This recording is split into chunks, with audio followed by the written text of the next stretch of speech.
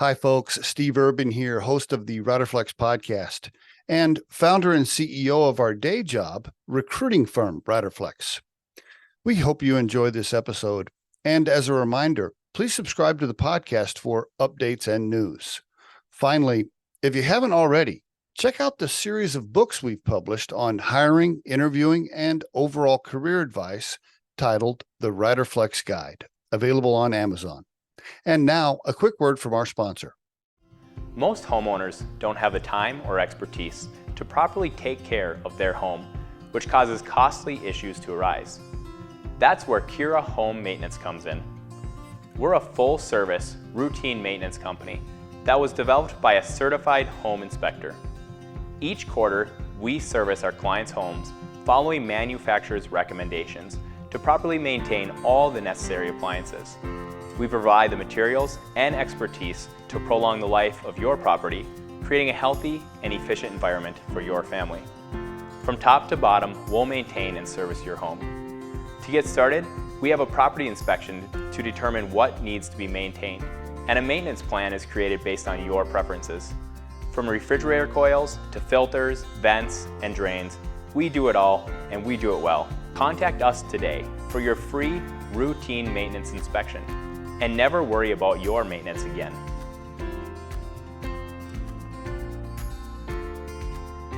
Peter Sorgenfrei on the Riderflex podcast. Hello, Peter. How you doing? I'm good, Steve. Nice to meet you. Did I pronounce the last name correctly? You did. Yeah, not a lot of people do, so kudos to you. Sorgenfrei. German means free from worry. Oh, really? Oh, cool. All right. Interesting. I like it. Mm-hmm. You use, first of all, you're kind enough to use the little speaker audio recording on LinkedIn where you pronounce your last name, which maybe some people don't catch. I wish more people did that. I don't know about you, but I use howtopronounce.com. Right. I interview so many people. I'm like, okay, how the hell do I say this person's last name? That'll get it right 90% of the time. 10%. Sometimes it's still not right, but But even so, right? It's always a good icebreaker, right? So you happen to be Steve Urban, which is hard to f up. But in my case, when I meet somebody with an unusual last name, for example, I'm like, I just admit I'm like, I have no idea how to pronounce your last name, but I'm going to give it a shot. Yeah, and then I do. Yeah, and then we have a conversation about it. So that's cool. Very good. So you're in Denmark. It's 4 p.m. over there. Is that where you're from? Born and raised? I was born in Denmark, but I've actually lived in a few places. I moved to Vienna as a small child. I've lived in Paris. I've lived 13 years in New York City, 3 years in London, and now back in Denmark. So, I'm almost 50 years old, and I think I've spent a totality of 20 years outside of Denmark. Interesting. Did you move back for family? You just wanted to be closer? You wanted to get back to your roots, or what was the reason? The reason was my now ex-wife, but my American wife, who had met and married in the United States. We had our son, Theo, and she very much wanted to live in Denmark and have him go to a Danish school. I see. And I was the one saying, I don't want to live in Denmark. The world's a big place. But eventually she persevered, and we ended up moving back to Denmark in 2016. I see. Do you speak Dutch? I don't speak Dutch. I speak Danish. Because the Dutch, that's down in the Netherlands, and a lot of people from not here confuse the two. Sorry. Yeah, my fault.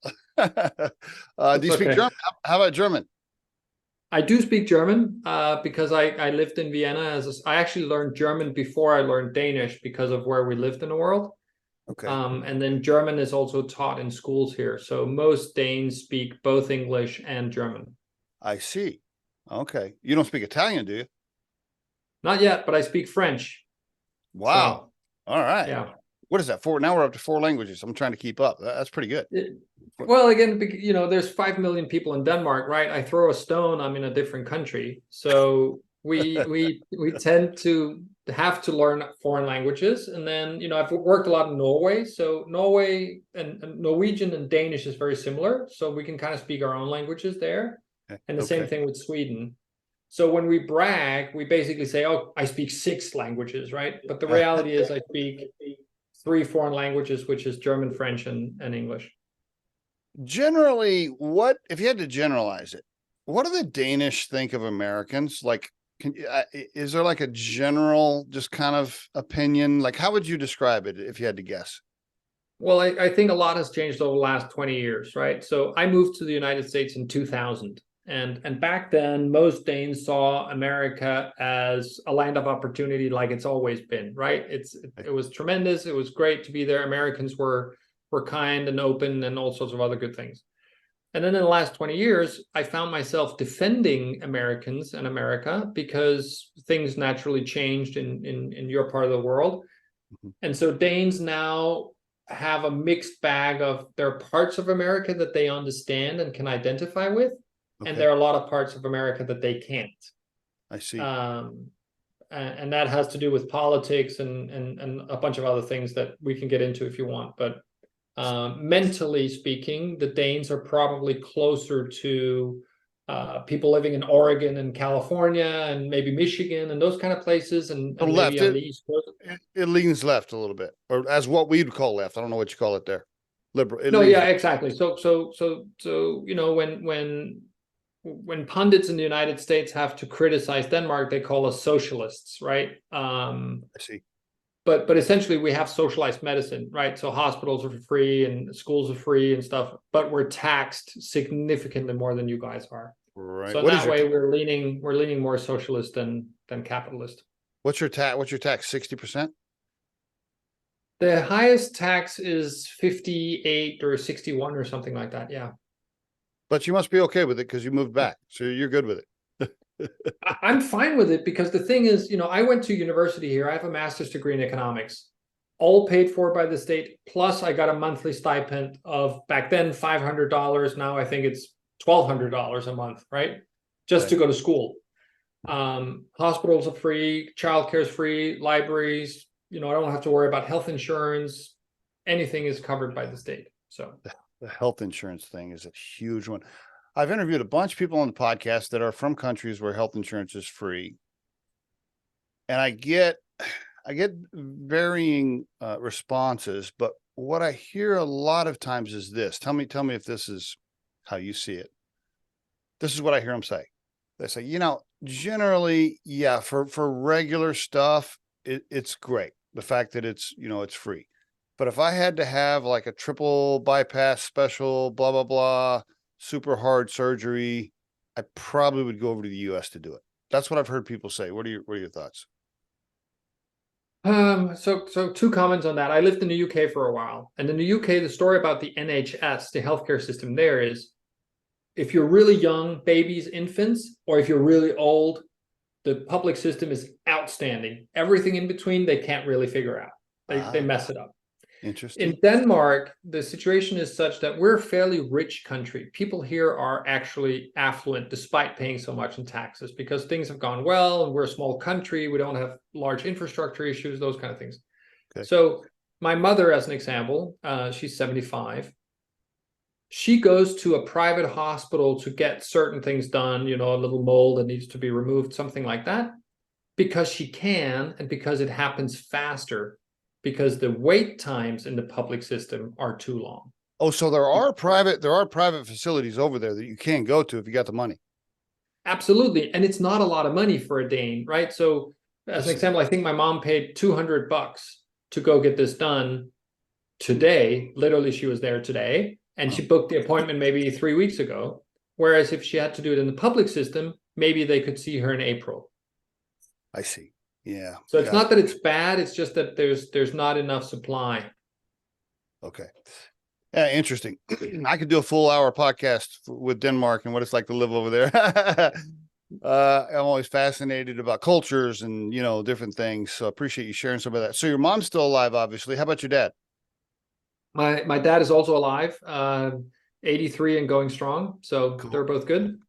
Married? Still married? No, they divorced in 78, sorry, when I was 4 years old. Oh, yep. Did they remarry? Either one of them? Yeah, they both remarried, and my dad ended up having 2 kids with his second wife. So I have 2 half siblings there, and I have a sister from when my mom and dad were together. But the thing is, my parents were always friendly. So we've had Christmases together. We've spent time in our summer houses together. Cool.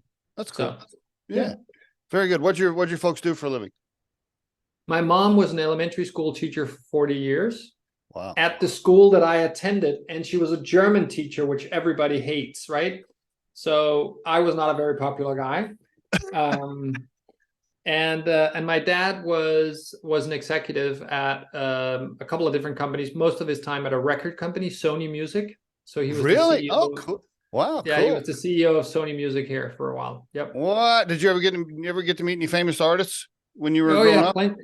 Yeah, plenty. I give me also one. worked at a record company for a time in Paris, so I have some stories there too. Give me one. Give me your favorite story. My favorite story was hanging out in the hottest club in Paris with Lenny Kravitz. Oh, cool. All right. I basically was the bag carrying guy, right? And he was, it was in the heyday, and so he's like, "You play music?" And I happen to play the drums, and I'm like, "Yeah, I play drums." He goes, "Keep doing that, man. Keep doing that." And then he was off to do, whatever. But that was the only interaction I had with him. Is he still alive, Lenny Kravitz? Yes. He just recorded a new song and released it. TK47, I think it's called. Oh, all right. I'll have to check that out. All right. Yeah, cool. I worked in music retail back when I spent 13 years in music retail back when there were, you had to go to the store to buy your cassettes and CDs. So, met a bunch My of. son is 11. We went to a record store the other day. He was blown away. He was like, "Dad, they have Dr. Dre. They have, they have all the stuff that he listens to on Spotify. They have his records." And he only had one wish for Christmas this year until we went in there, and that was a dog, which he's not getting.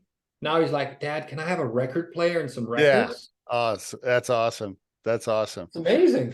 I always said, I always tell people that 13 years I spent in music retail was actually the funnest professional time of my life. Like, I would rank that. I mean, we just had so much fun, and there weren't a lot of HR rules. We just partied all the time. I mean, it was just, oh my God, it was a blast. I thoroughly enjoyed that time of my life. Anyway, okay, so were you a good kid, by the way? Did you get in any trouble, any arrests? Do you get anything fun? You get anything fun you want to confess, Peter? Right now's the time. Go ahead. You can tell us. Yeah. No, I was kind of boring. I was not very good in school. Right. But there was a reason for that, but it's not the reason that you think. So essentially, I didn't know how to read or write until I was in 7. class here, which is when I was 13. I was very, very late to the game, and I was making trouble in class and being unruly and stuff. And this is before we knew anything about ADHD and all sorts of other things, right? And I don't have that, so that wasn't the issue. Okay. But because my mom was a teacher at the school, my teachers would go to her in the teacher's lounge and be like, your son is a menace, right? And then something happened when I was 13 that changed all that, but that's a longer story.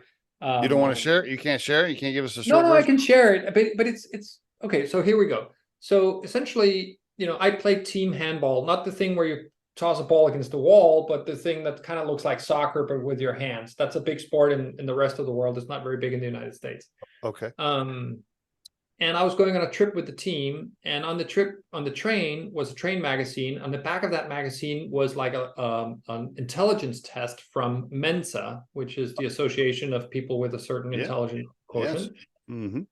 And I did the thing, and this was back in the day when there was no internet, no cell phones, no nothing, right? You had to mail it in. You had to mail it in.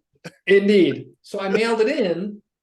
No, actually, the results were there, and the results were if you scored higher than this, then call us, kind of thing, or emails, or send us a mail or whatever. All right. Post. All right. I ended up taking a home test. I was 13 at the time. The home test from Mensa is sent in. They call my mom up and they said, "We would like to test your son under controlled circumstances," because honestly, they didn't know if my mom did it or somebody else, right? Yeah. So I go in. I didn't know what it was at the time. I sit in a big sporting facility with a bunch of other people, like having an exam. Everybody's much older than me. My mom's waiting outside, probably chain smoking. And I end up nailing the test. I end up scoring, I completed the test and I did all the answers right in the time that it was allotted. How about so that? They couldn't actually give me my IQ because I was literally off the charts. How about that? Wow, that's cool. Yeah, it is. But the thing is, in the story, and where the happy ending is, I started meeting a bunch of people like me. I started meeting a bunch of people who were having trouble in school because they didn't know why, but math wasn't interesting because they kind of figured out what was going to happen in the 45 minutes that we're going to sit there. That they weren't interested in reading because they kind of figured out what the plot was going to be and all this other stuff. So I started playing board games and I started going to these talks with scientists and stuff with a bunch of older people. Oh. And then I was like, oh, wait a minute.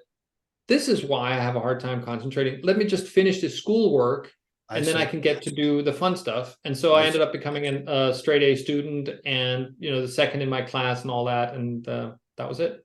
Very nice. Are you still a member of Mensa now? I am. Yeah. Where's your pin at? Well, the thing is, I live in a country where the law of Yantis says you should not believe you are better than me. You should not believe you are somebody.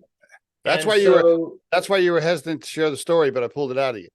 Indeed. It's funny because I'm very comfortable with who I am. But there's certain things that I'm just like, yeah, I don't need to go talk about that because people then think I'm whatever. I understand.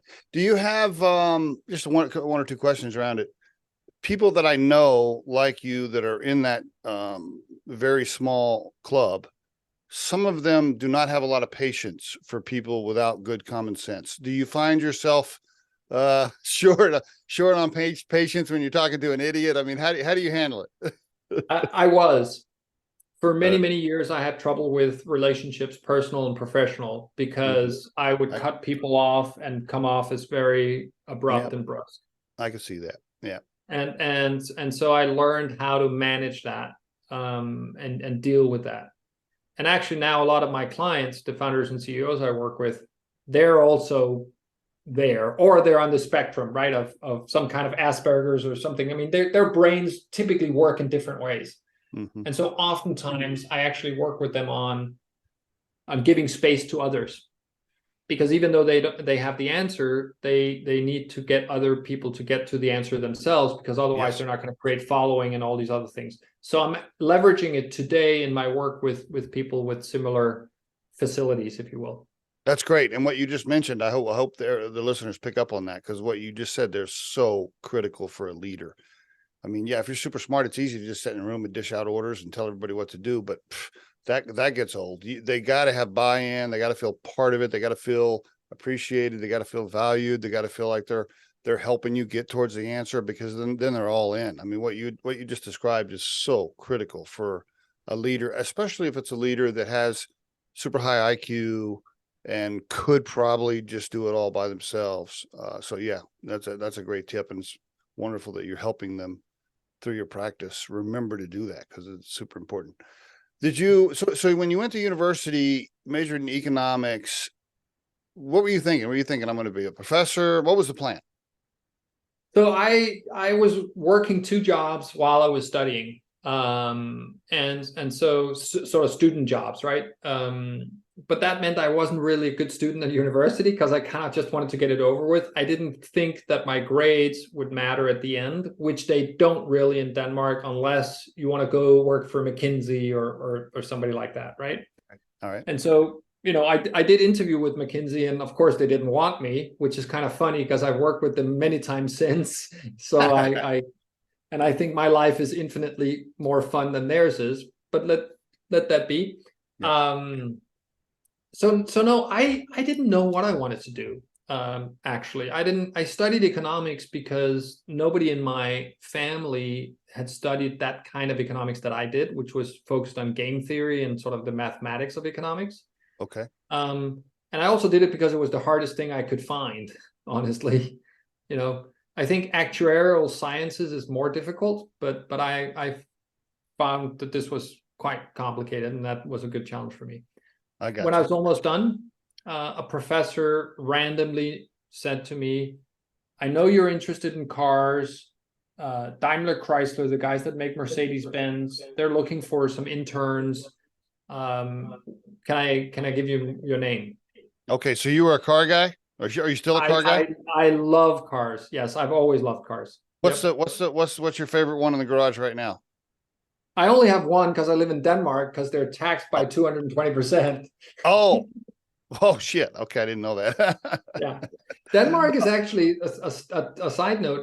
Denmark is the cheapest country for cars at the wholesale level, so from the factory to the dealer, Okay. because it's the most expensive country on the retail level because it's taxed 220% on that price. Wow. Okay. I thought maybe you had like an old Corvette or a Chevelle. I didn't know what you had, like something cool in the garage. Okay. No, right now I drive a BMW 435 hardtop cabriolet. Okay. All right. Sounds sorry. So go ahead. So he said, "Hey, I know you're into cars." Yeah. Sorry, I got you off track. Yeah. So I interviewed with Daimler Chrysler. I had like a year and a half left of my studies, and they were like, "Well, actually, could you start now, and could you come to Berlin and work with us?" Because what I was going to do was pretty urgent for them to do, and the boss that I was going to work for, and so on. And so 2 months before I'm supposed to start in January, they call me up and they say, actually, your boss was promoted to a job in New York City. And it's just for 6 months. He's going to go over and sell some of the business to GE Capital. But would you mind, instead of coming to Berlin, would you mind going to New York City? It was kind of a big move. I'd never been to the United States, right? At that point, I thought Americans were, kind of heavy and all had guns kind of thing. Right? I mean, I love it. Ignoramus. Yeah. So just a bunch of cowboys running around. Exactly, right? So I'm like, sure, I'll go to New York. New York turned out to be Norwalk, Connecticut. And if you're familiar with I am familiar. Yeah. Norwalk, Connecticut, for those who are listening, it's a little more of a sleepy suburb than New York City. Right. It's it pretty much. Yeah. You're almost a New Yorker if you live there. It's close. Almost. So I ended up there 6 months. 6 months turned into 12 months, turned into 18 months, turned into a relationship, turned into I stayed for 13 years. Okay, and that's when you met your first wife. That's when I met my first wife. Yeah. Okay, stayed for 13 years. Wow, and then you eventually went to work for Toyota for a while. Yeah, walk us through. You don't have to touch on everything, but walk us through a couple of stops there before we get into your practice now. Yeah, so basically I stayed in the auto industry, right? And by the time Daimler Chrysler were like, we're going to move you back to Germany, I was like, no, I'd prefer to stay. And so I ended up staying in New York City, found a job with Toyota, led research and planning there, which is essentially their future forecasting, 50 years out in the future, what's going to happen, what are we going to do in order to better compete in that future. Mm-hmm. Super interesting work, a brilliant place to be.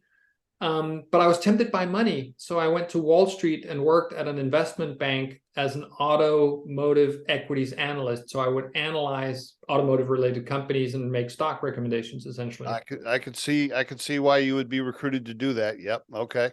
Because I had the background, right? And I had but that wasn't an environment for me. It wasn't very creative. I worked my tail off. I lost my hair. I lost my friendships. It was not a good time. And so after a little more than a year, I quit, not knowing what I was going to do. And we spoke a little bit about health insurance. And I'm like, I owned an apartment in Brooklyn and, I needed to make some money.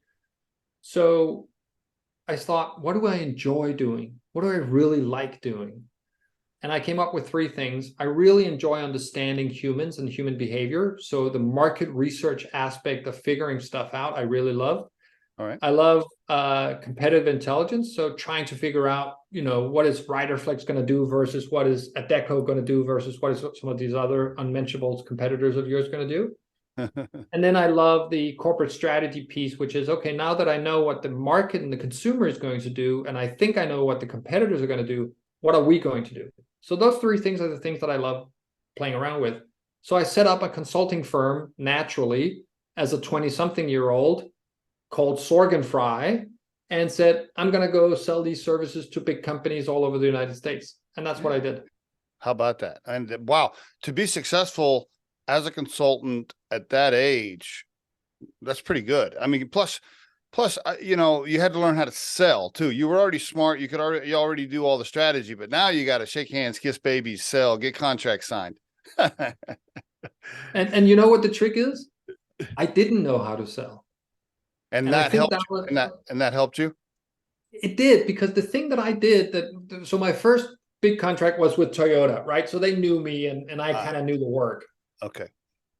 But then I started like, oh, this is easy. And then I relaxed and played a bunch of golf. And then all of a sudden I didn't have any money. And so now I actually needed to go out and sell, right? So what I did was I would figure out which companies I thought I could have some good ideas for. And one of them was United Airlines. All right. Because at the time they weren't very good at sort of customer service and loyalty and all sort of other stuff. So what did I do? I find the information for the chief marketing officer at United Airlines, who's in Chicago. I sent her an email saying, I'm going to be in Chicago anyway. I have some ideas for your business. Would you mind having a coffee with me? And lo and behold, she goes, if you can be at this Starbucks at 7:15, we can have a coffee. How about that? Wow. I go buy a plane ticket. I fly to Chicago because I wasn't going to go to Chicago. I go to Chicago. I go to this meeting and we chat, and 15 minutes turned into like 25 minutes or something, nothing crazy. And I tell her a couple of ideas about how I think they could improve the experience at the airport and on sort of as you go on to the plane that I had taken from the auto industry of how you deal with services and stuff. Okay. And she was like, okay, that's interesting. Well, thanks for meeting me. And that was it. I was like, all right, I just spent, $300 flying out here. And then, but here's the trigger. The trigger is I say to her at the end, I don't care if you do this with me, if you hire me to do this, but you have to do it because your business is going to become better for it. So whatever consultants you're using, whatever advertising agency you're using, please take this idea to them and make something with it, because I think it's going to change materially how people see you. Good move. And those statements were the ones that she 2 or 3 weeks later, when she called me back, said, Peter, I've thought a lot about our conversation. Somebody saying that who I know is dependent on me signing the deal, that's somebody I want to work with. Could you come out here and tell the rest of the team what you told me? We'll pay for your flights and we'll pay you for a couple of days. What do you charge? And I was like, what do I charge? Yeah, what do I charge?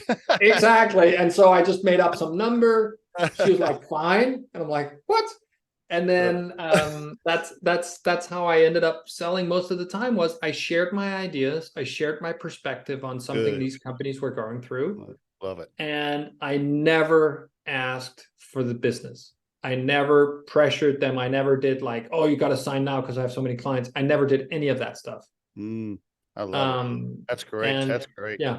And you ran your consulting firm. Well, you're still doing it, but you ran Sorgenfrei, that entity, so to speak. Did you stop that? Did you close that LLC entity, whatever? Did you close that business and go to work for somebody? What'd you do next? Because I noticed on your LinkedIn that's there for about 6 years. So what's the timeline? Yeah, so for I did that for 6 years, and I ended up having employees and doing work with a bunch of different industries and categories. So I built a little like market research intelligence firm, but in reality, it was me, right? And that was the problem. It didn't really scale. Yeah. Mm-hmm. And so I invested in a couple of other companies while I was doing that, and sort of got involved with a few other things that are not on my LinkedIn. But that's why I can do what I do today, because essentially I've been a founder or co-founder of 7 companies.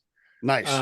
And you got some, great. So you got some, what everybody wants to have, passive income coming from those investments now. well, some of them went okay, and some of them didn't go okay, right? But I can't complain. My life is good. Nice. Congratulations on that. So at one point there's a firm called Synovate that doesn't exist anymore because they got bought by Ipsos. And the people at Synovate were looking at what I was doing. And I was interviewing with them because they wanted to start like a strategy consulting practice that was going to use all the data that Synovate had of their clients to create products and services by having some people like me look at it and be like, oh, maybe there's an opportunity for us to do XYZ. Okay. Because that's what I did in my own little shop.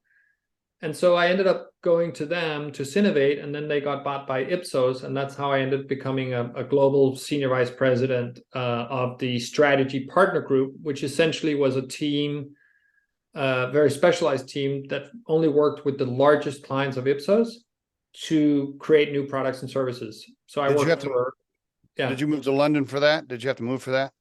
No, I didn't have to move, but at that point, the pressure to move to Europe had become too high at home, that my boss said, well, if you want to live in Europe, you can live in London or in Paris, and we'll move you there with your family. And so my wife and I decided to move to London. Okay, very good. Was that difficult to, you had been now your own captain for a while, you driving your own business. Was it hard to be, quote, an employee for those 3 years all of a sudden and not be completely in charge? Was that tough? No, because I was completely in charge. Okay. I mean, even if you have your own shop, you always have a boss, right? You either have, well, you sometimes have investors, or you have a board or something. I mean, it's very rare that it's just you forever. And certainly if you grow to a certain scale. Right. That's true. That's true. But at Ipsos, I got the ideal conditions because basically it was a new function. They told me to grow it and build it as I saw fit. And they kind of left me alone. Nice. So I got the full resources of the firm, but I could kind of decide how to do certain things. Yes, there were more, Skype meetings back then. Right now it would be Teams. There was more of that kind of stuff that I didn't enjoy. But most of the time I kind of just ran my own ship. Okay.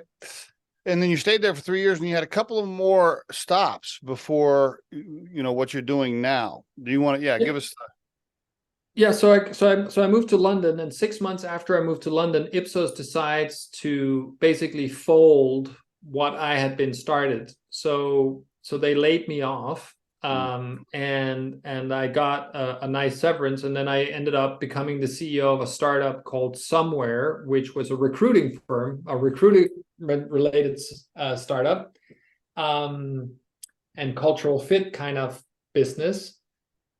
And that I did for a couple of years, and that didn't work out because the investors in that business couldn't agree on certain things. So I basically got into a hornet's nest where I was trying to save it from imploding, but it was too late. Okay. Then we moved to Denmark because now there was no excuse to be in London anymore. We moved to Denmark, and somehow I meet a guy who is the HR head at the largest automotive distributor here in Denmark. That distributor is owned by 3 families, very wealthy families. And they had invested in an American company that 3D prints vehicles that can drive by themselves. That company was called Local Motors. They're now bankrupt as of a year and a half, 2 years ago. Okay. But basically they had invested in this technology to get the rights to introduce these vehicles in 5 countries in my region here. So Denmark, Sweden, Norway, Finland, and the Baltics. So actually 8 countries. And they needed somebody to build a business doing that. And so they asked me if I would come on and figure out what these vehicles could be used for in city centers, because here in Europe, there's a huge push towards not having personally owned and operated vehicles in centers of town. So similar to in San Francisco in the United States, you have companies like Waymo and Cruise, the European equivalent essentially, are trying to build these services. Okay. So I built a company over 3 years to do that here. And then they ran out of money. Nope, they didn't run out of money. I got sick. Oh, do you mind sharing what happened? No, I don't mind at all. So at that point, I was in the process of getting a divorce. My wife and I were splitting up, and I had worked, like crazy for 20 years, right? So my system essentially shuts down. I suffer from stress, and I come home from a skiing trip with my son, and in the morning I can't get out of bed. I'm like physically incapacitated. Man, okay. Now I want to visualize. I want to let this resonate for a minute. At that moment when you're laying in bed, where was your relationship with your wife? Had somebody already filed? Had you just been talking about divorce? Were you like, oh my God, we're gonna get, where We was had, that? Yeah, I had told her that I wanted a divorce, I see. and we had separated in the sense that we stayed 7 days in the house with our son and then moved out 7 days to an apartment. So we basically switched between living in the house with our child and living in this apartment that we had rented somewhere else, so that we weren't together, but our son essentially, at the time, he knew we're divorcing, but he would stay in the villa that I now live in permanently. I would think what would really suck is when you're laying there in bed and you can't move. That would have been one of those times when it would have been nice to have a mate or a partner that you could have said, hey, so that must have been a lonely, that was probably just a horrible feeling. It was a very dark time. Yes. It was very difficult. But the good news is my sister, I have an older sister, and she's a psychologist. And she happens to be one of the premier experts in Denmark on stress and stress reduction. All right. So she had for years been telling me, you're going too fast, buddy. You need to start meditating. You need to start relaxing more because your system will shut down at some point. So I get my phone, I call her, she comes over and she goes, I told you. She didn't say that, but she could have. And so, with her help and the help of some psychologists, I basically ended up, my firm. So I just hired an HR head in my company. I had 70 employees in 5 countries, right? So I'd hired an HR head. We call him, or my sister calls him. He was very experienced. So he basically said, we're going to shut Peter out of everything. The only person he's going to hear from is me. And I'm not going to be in touch for the next 2 weeks. All right. And that was really both scary and good, right? Imagine I'm the CEO. I was in the process of selling the company to a strategic investor. Oh, you were. So okay. There's so much going on, and all of a sudden I'm like, I'm out of it, right? And were you at the time, alcohol, cannabis, drugs, pills, anything in there? Nothing. No. I've smoked weed twice in my life, and I don't like it. I've never taken any hard drugs, and I don't really drink. By the way, is cannabis legal in Denmark? I don't even know. It's complicated. Okay, all right. It's not legal to sell, but it's not illegal to possess. I think that's funny. Somebody's selling it, but okay. All right, let's go back. All right, so you take this. Now you need a break. This is a pivot. Yeah, so moment. I get a 6-week break. This is a critical time in your life right here. Yep. I get a 6-week break, and I get better because the only thing I do at that point is I sleep, I eat, I go for very long walks every day, and I start swimming in the ocean by my house every day. Oh. And then I chat a little bit with a psychologist and with my sister, but that's all I do for 6 weeks. Right. Well, how did you had money, you had some passive income, you had things financially, you were able to do that. But yeah. That wasn't an issue, thankfully. Yeah, thankfully. Yeah, that's good. How old was your son at the time?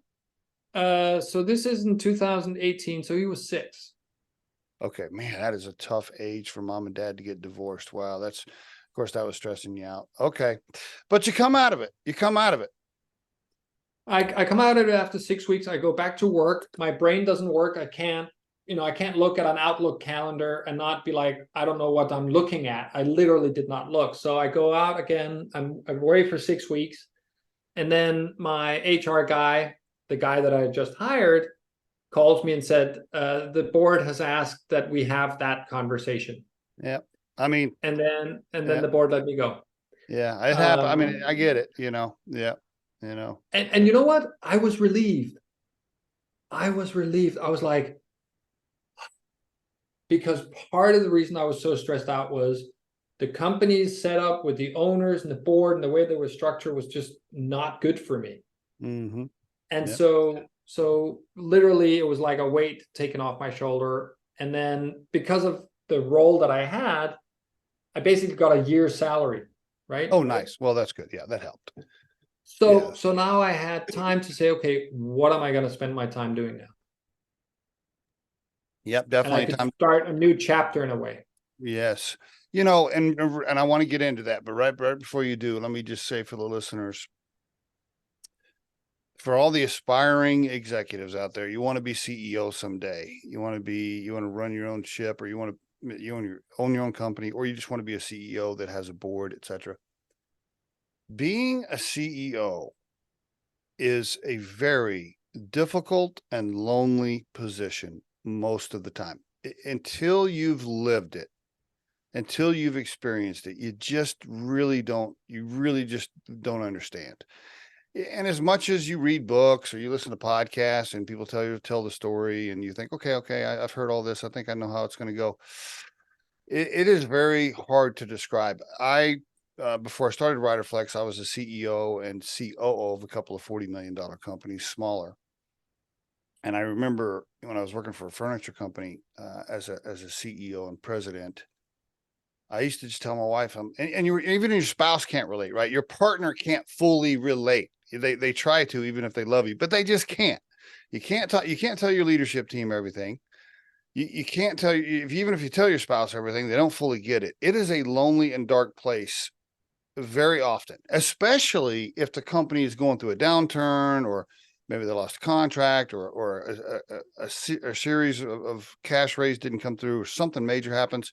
It is a very difficult place. And many CEOs at that point either crash because of stress, get hooked on alcohol really heavy, drugs, lose their relationships, get divorced. I mean, it happens all the time. And so I guess my point of that rant is, if you're an aspiring executive, just be ready. It is not all sunshine and rainbows. You know, you see these executives and he makes $1 million a year and that's a cushy life. And wow, they got it easy. Well, there's a reason they're making $1 million a year, because it is a tough ass job.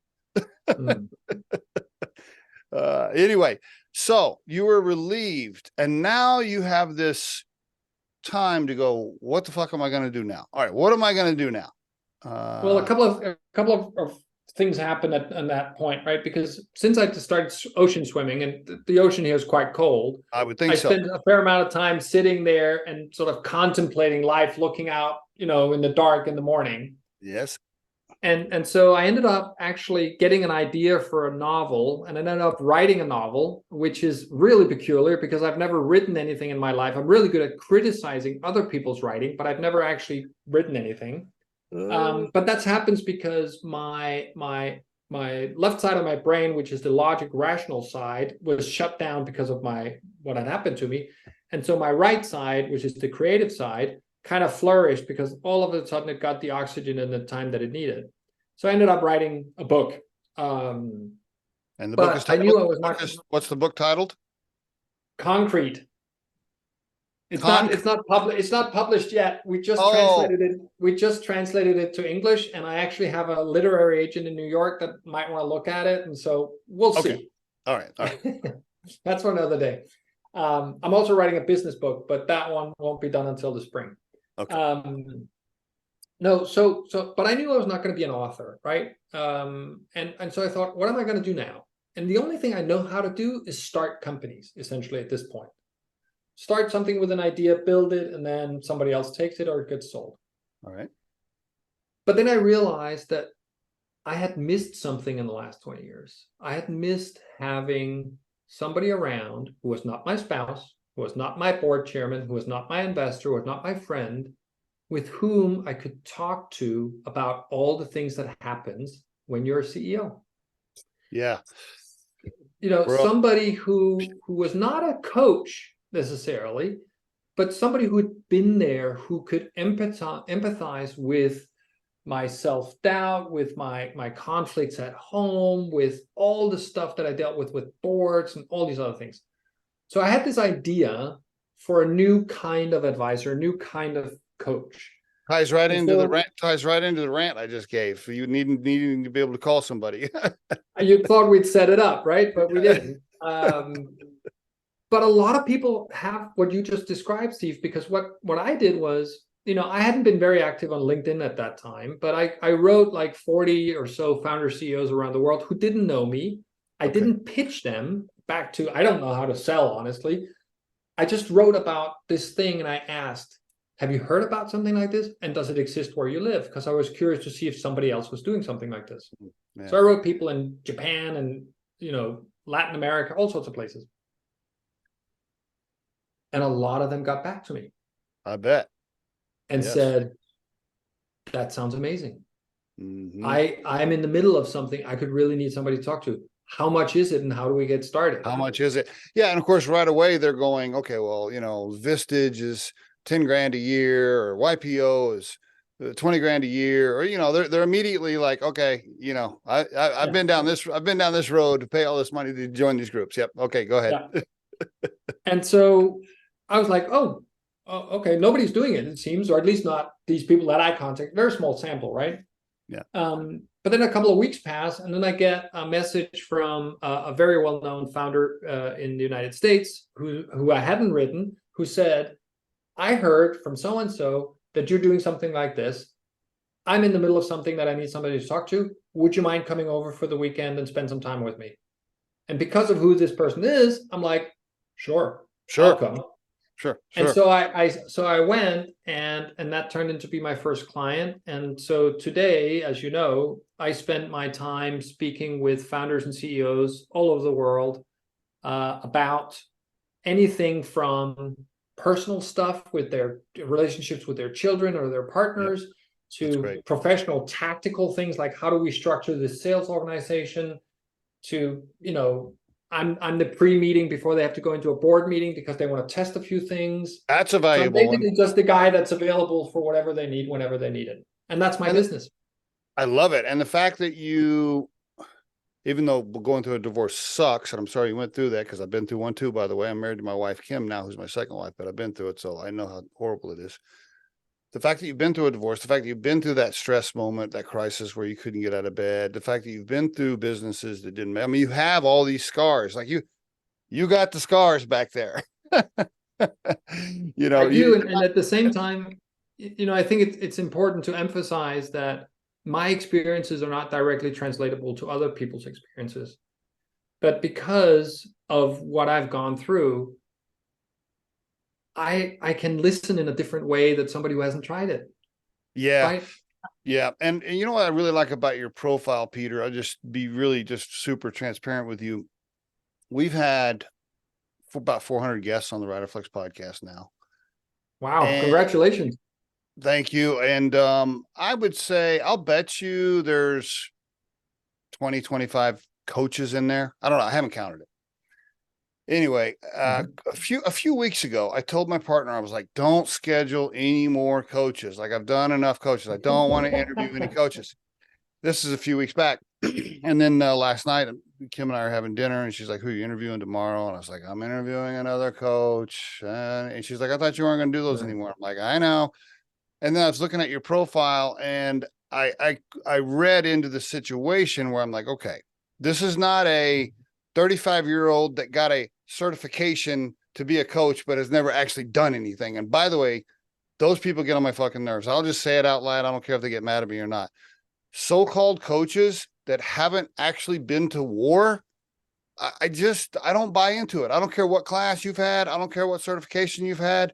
If you have not been on the battlefield, running companies and actually living it, I just don't understand how you can be a real coach. So I'm just venting, and I'm going to make some of my friends mad, because I have friends that are so-called coaches, and I'm like, what the fuck? But honestly, I actually am proud that I don't have a certification. Exactly. I say that all the time. I say, yeah, I'm just a guy, and if you want to work with me, fantastic. And if you don't want to work with me, that's fine too. That's fine too. Yeah. But I think so becoming a coach was kind of like buying a black turtleneck for a long time, right? Everybody did it. Yeah. And I think for a lot of people, actually, it helped them understand their relationship with themselves better, which is also valuable. So I get a lot of inbound inquiries, and I'm really appreciative of that. But I also tell people working with me is different, because I actually put different demands on my clients. I'm not just sitting and listening. I'm asking them to change habits and change their lives. Cool. And if they don't do it, I fire them. I love that. You having a practice where you can fire clients is great. No, but the point is, I want them to take it seriously. I also Yeah. charge more than other people would because it has to hurt a little bit because we're either doing this or we're not doing We're this. not So I doing think it. I bring a little bit more of a CEO mentality to the conversation. I think that's great. I think that's And I great. think that's why I'm relatively successful doing it. And the fact that they can talk to you about the personal stuff, which I would just, I'm going to guess here. Tell me how far off I am. I'm going to guess when you talk to people, half the conversation leans over into personal life of some kind, stress, wife, kids, whatever. No? What do you think? No, I think it's more.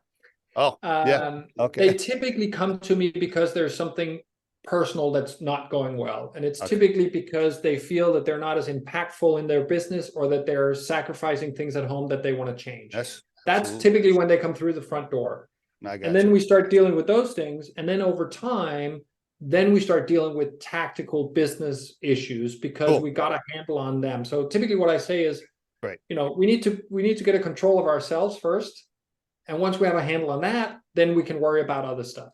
I love it. I think it's super valuable that they can talk to you about these things. It is because, like I said earlier in my rant, it is a lonely place. And if I know I can call you, and even if I'm calling you just to like, hey, I just need to vent. Like, I just need to rant for a minute, That happens too. My board sucks. I got this one board member who's a fucking asshole, whatever. Right. I mean, and by the way, I love the idea of the pre-meeting before the board meeting. So what I used to do there is I knew what board member was going to be the most challenging ahead of time, right? After you do it a few times, you're like, okay, this guy right here is going to really dig in. And so what I would do is I would send the board book to that particular board member a week in advance. And I'd be like, Henry, you're special. I'm giving you the board book a week in advance. Let's talk about it. And then I would have Henry call me up one-on-one and beat the shit out of me before the board meeting, so that when I got to the board meeting, it went so much smoother. But having you to be able to do some of that pre-board meeting stuff, boy, that would be super handy. And that's super valuable. Actually, I counsel my clients to do both, right? I counsel them to work with me on shaping their story and how they want to present stuff, and I can sort of be devil's advocate. But I also tell them board meetings actually happen between the meetings, right? So you need to be working with all your board members on a regular basis between the meetings, so that when you're in the meetings, there are no surprises, there are no blow-ups, there's no anything like that. It's essentially just coming together and agreeing on the stuff you've already agreed on. Totally agree. Yep. Awesome. Completely agree. And a lot of new founder CEOs see the board members as these, popes that they have to go convince so they can blow out the yellow or the white smoke, right? To be elected for a new period. That's not what it's about. So we need to change that dynamic. And that's something I work with young founders on. Yeah, that's great. So let's go. Best way to reach you, Peter. Sorgenfrei.com. And by the way, Peter's last name, Sorgenfrei. So Sorgenfrei.com, Sorgenfrei.com. Is that the best? Anything else you want to mention? Any? That's a good one. The good news is my name is not Stan Smith, right? So if you can spell my last name, you can find me. LinkedIn is also good. I write on LinkedIn very frequently, and so that's another good one. Yeah, great following. Like 43,000 followers. Yeah, huge following on LinkedIn. Yeah, I'm still surprised, but I have really good dialogues with a lot of people. I love that environment. So website is good, LinkedIn is good. Okay, very good. And you can do a lot of stuff virtual, but you will fly and do meetings. You'll do both. I do both. Currently, I have clients in 7 different countries, and none of them are in Denmark. Okay. And your price, I'm guessing your price isn't cheap, but you don't have to mention price. But the question I want to ask is, generally, are you small startups that have not raised cash, probably can't get Peter. So you probably either need to be medium size or have done a raise to be able to.